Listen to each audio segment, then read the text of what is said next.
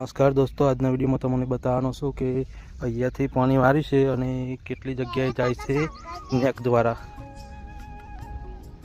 તો લહેરસવી આપણે દોસ્તો તમે જોઈ શકો છો કે નેક દ્વારા કેટલા સુધી પાણી જાય છે.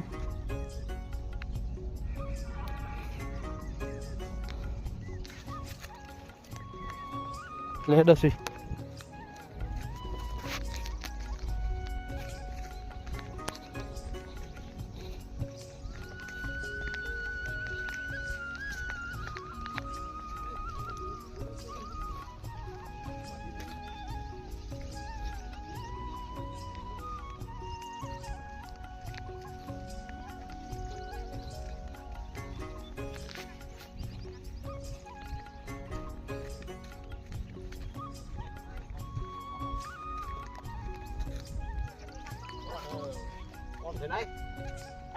લહેર આપણે ઘેર જવાનું છે.